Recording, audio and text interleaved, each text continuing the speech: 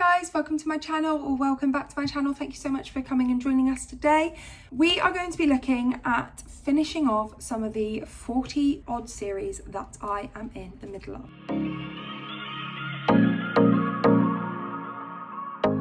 So today I've decided to, rather than getting my spinner wheel to pick the book or having another way of picking the book, I've decided, you know what, actually I'm going to look at my series and I'm going to see on my physical TBR which series I only have one book left in, and we're going to try and knock out 3 series in this video. So the books that we have decided to go for today is The Rule Book by Sarah Adams, and this is part of the Cheat Sheet duology. We've got Before by Anna Todd, and this is the prequel to the After series, and we've got The Family Remains, and this is the sequel to The Family Upstairs by Lisa Jules, so to the duology. If I finish all 3 of these books for the video, then I will have finished 3 series, so that will bring our series down quite a lot. Now, I am hoping to get these done. I do have enough time, I'm hoping to get them done for the video, and so I just really wanted to focus on finishing off some series. Next month is again another slightly different way of how we pick them, but definitely this month I want to focus on finishing off some series.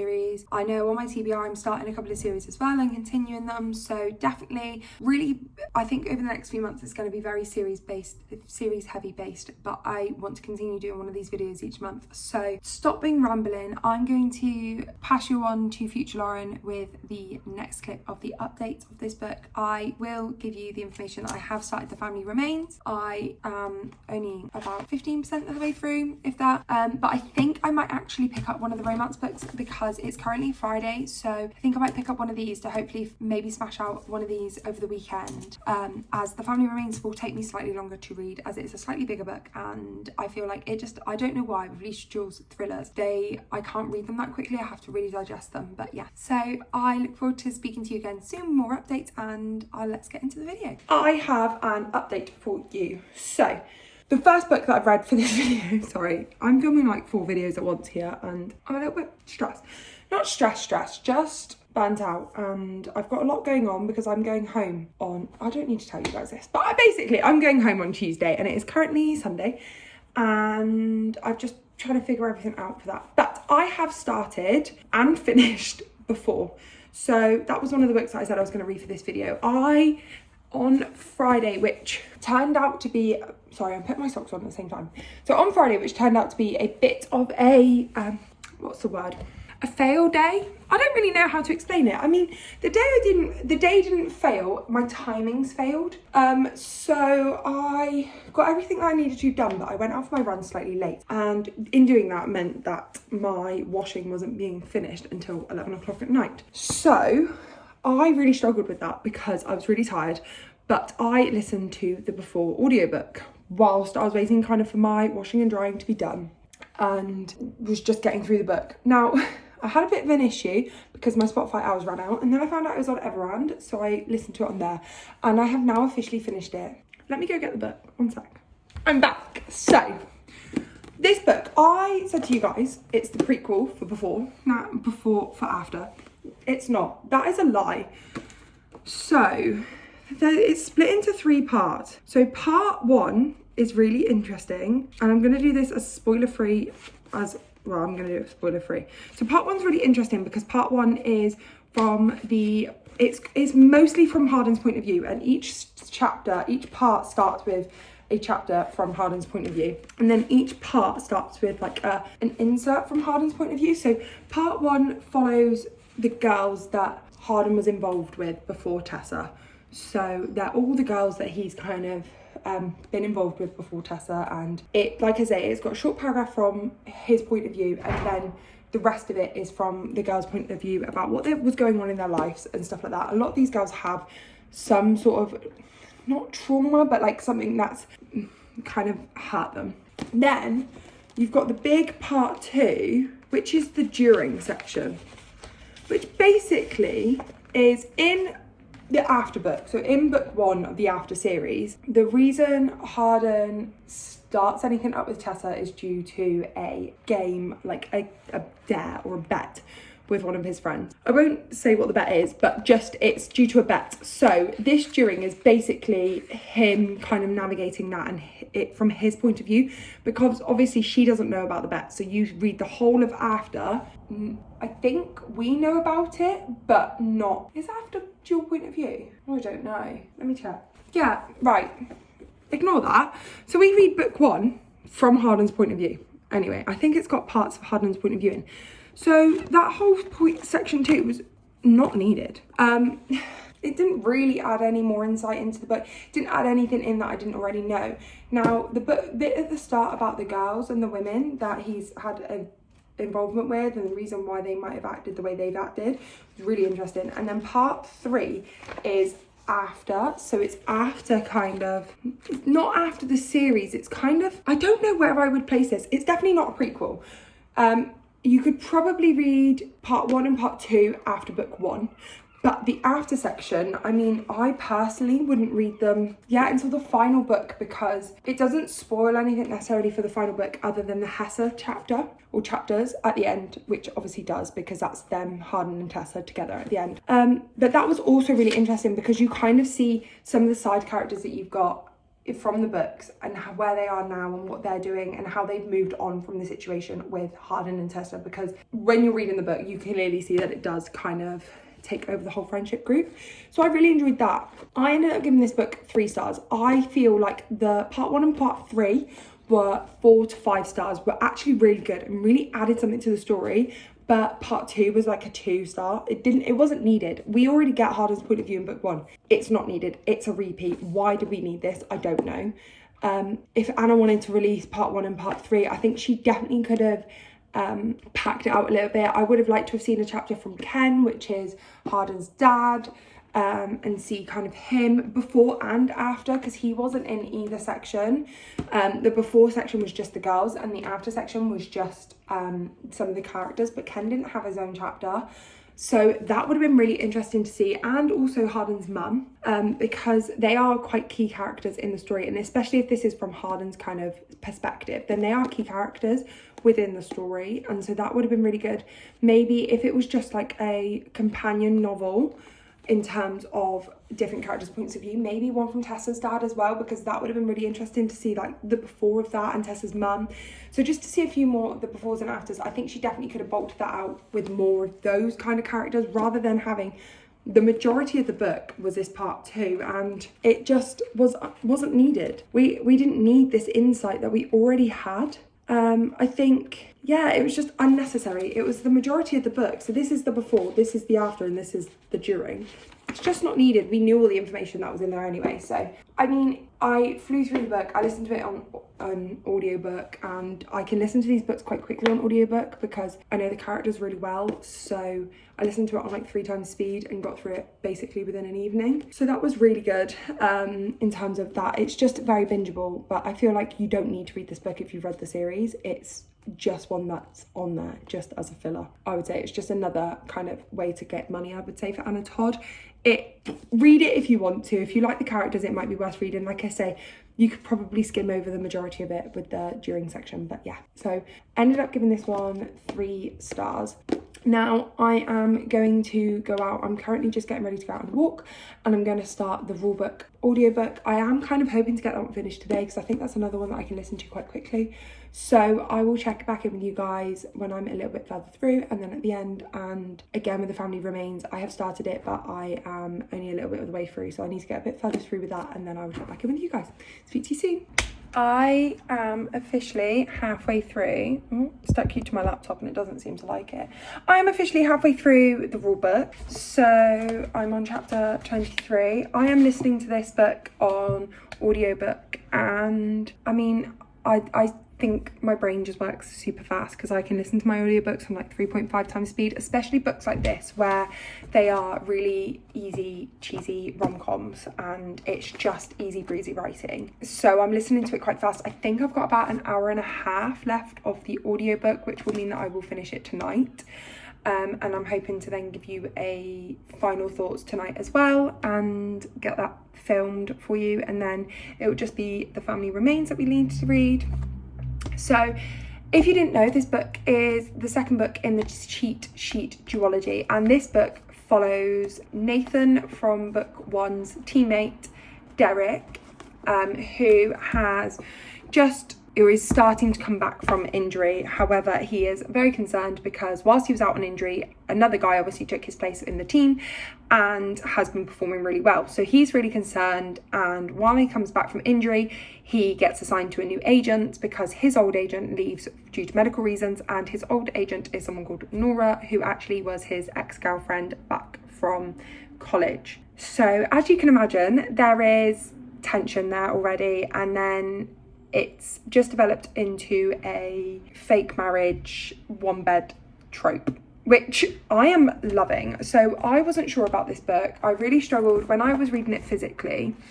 I really struggled to kind of get into it. I was on chapter 3 when I started the audiobook, and I couldn't get into it, but the characters hadn't even met at that point, and I think it's just, I'm in a bit of a weird reading mood at the moment. I wasn't feeling audiobooks, and now I am, and I don't know. So I feel like at the moment I'm just trying to get my reading in however I can, and for me today it was very much just pick up an audiobook and listen to it because I am enjoying it. I'm enjoying kind of being immersed in the story. I'm enjoying listening to the story and seeing where it goes. Obviously, Sarah Adams tends to write very cheesy, cliche rom-coms, and you know what? For a Sunday, that is exactly what I need.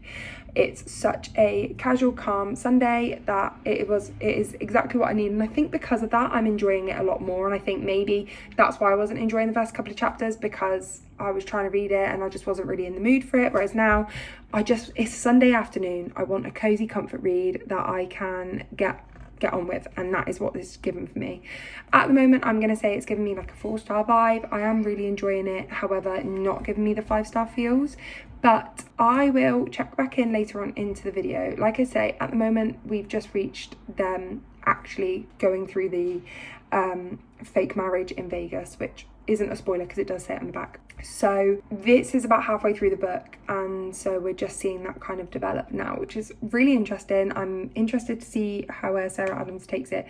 It's very clear that both characters have feelings for each other still from college, and I feel like it's a different premise. You're not kind of then. I think this is marketed maybe as an enemies to lovers because he doesn't particularly like her. It's not.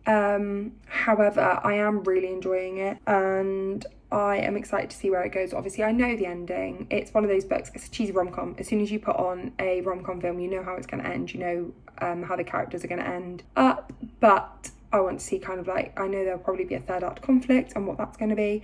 So yeah, I will check back in at the end of the book and let you know my final thoughts. Hello guys. I have finished the rule book. I've showered. I am feeling comfy and cozy.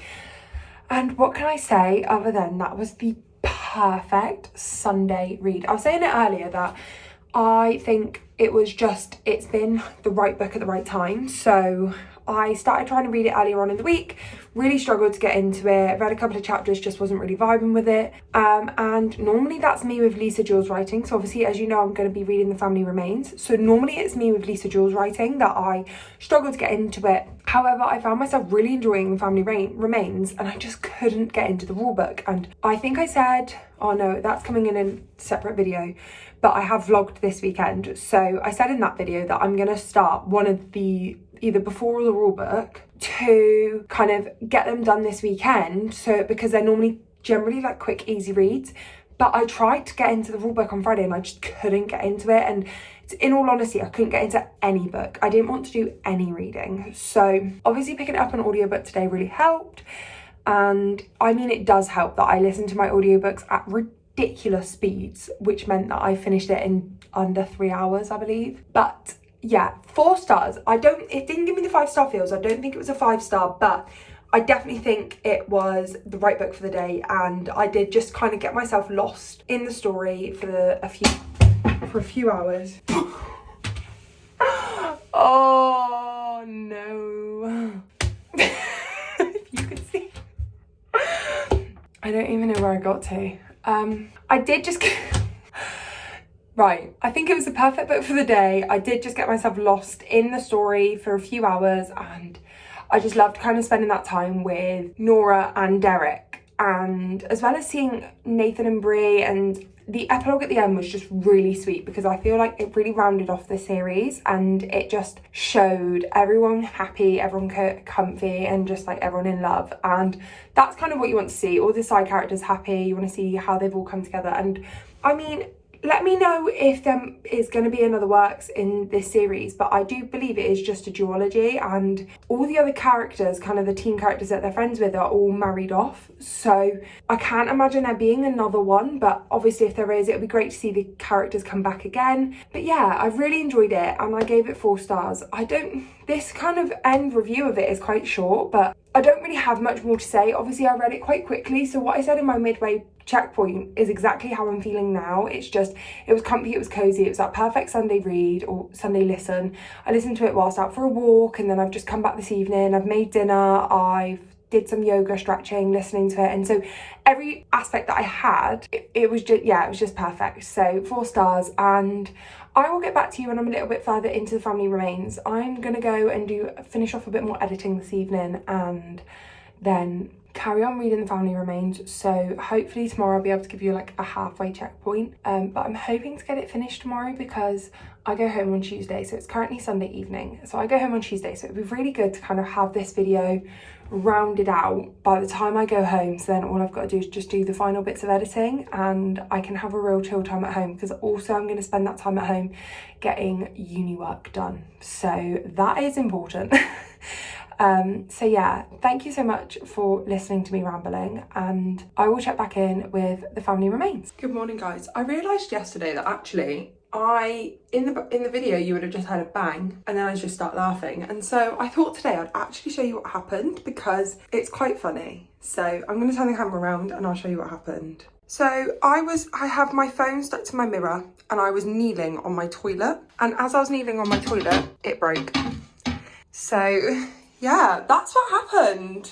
It was really fun. But I do actually have an update for you guys, so let's leave the bathroom. So I do actually have an update for you guys. I am now halfway through The Family Remains. I got to halfway this morning, which was really good. And yeah, it's just starting now.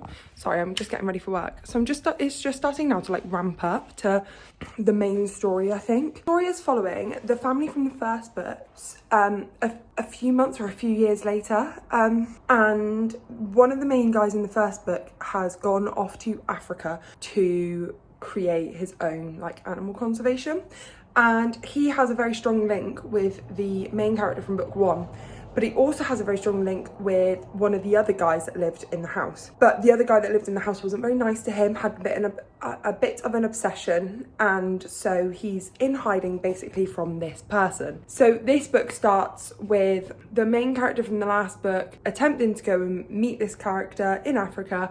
However, he finds out and disappears. So you're kind of following the characters unravel that, with the one character who's obsessed going to try and find him and going off the grid. So that's kind of where the book's going, but it also, so that seems to be the main plot, but it also then has another plot from, this is all sounding really vague. If you've read the books, you might understand what I'm talking about. So it also has another plot from a woman's perspective of Lucy's, from the first book's like ex-partner's new wife. It's coming from her perspective, so Rachel's perspective, and kind of seeing how her and Michael, Lucy's ex, got together and that relationship. So I'm sure they will intertwine somewhere along the lines. And then you're also seeing a point of view from a detective who finds a body, and he finds the body of one of the women that was seen in the book 1, but it's a body from like years ago. So I'm not sure how all these things are gonna connect, but being a Lisa Jewell book, they will do in some way, I'm sure. I am really enjoying it. I'm enjoying this a lot more than I enjoyed book 1. I feel like this one has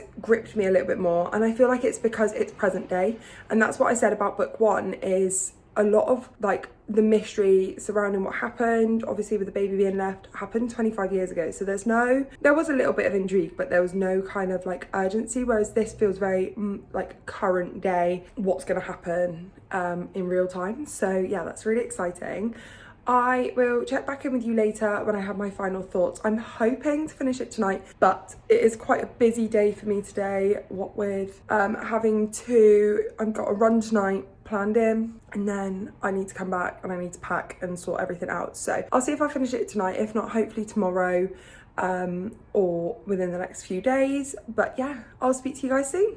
Good morning, guys. So it's been a few days since I checked in with you guys, and it's been a few days since I actually finished the house, or not the house, The Family Remains. I ended up giving this book 4 stars. I thought it was a really good book and I did really enjoy reading it, and I definitely preferred it to Lisa Jewell's other, or The Family Upstairs, because I found that this book was a lot more present. It was a lot more happening in the now, and you had a lot more kind of riding on it, and so therefore you wanted them to either be found or not found, and you wanted to know what was happening and what was going on. So I definitely enjoyed this one more. I would say that it is kind of essential to read book 1 before you read book 2, so they're not standalones, because book 2 follows heavily the characters, but it also requires you to know what happened in the house, and what happened between another 2 characters separately as well. I will say I kind of forgot the lore and what happened in the house to start with, and that didn't actually impact my reading experience at all. I found that as I was going along, I was kind of remembering what was happening, and I found that was okay as well. So yeah, 4 stars. I'm looking forward to reading. I've got a couple more Lisa Jewell books on my TBR this month, so I'm looking forward to reading them. I feel like after reading None of This Is True, it kind of re-sold her writing to me a little bit, because The Family Upstairs, obviously everyone raves about it and everyone said it was really good, and I just didn't enjoy it. So then after reading None of This Is True and absolutely loving it, and now reading The Family Remains and enjoying it as well, I'm looking forward to getting into some of her other books and just seeing if maybe it was because the stakes were too low in The Family Upstairs and that's why I didn't enjoy it as much. But I will pass you on to do our wrap up. Okay, I mean, I've not moved from the last spot, but it's finally time to wrap up the video. I did want to quickly add like an honourable mention because before filming this yesterday, I read The Housemaid's Wedding, which is the little novella. It's literally 64 pages. It's a little novella that Frida McFadden has written to bridge the gap between books 2 and 3, because it's quite a long gap between the 2 books, and I thought it was good. I thought she packed a punch in what she did. I ended up giving it 5 stars because it kept me on my toes, it kept me on my feet.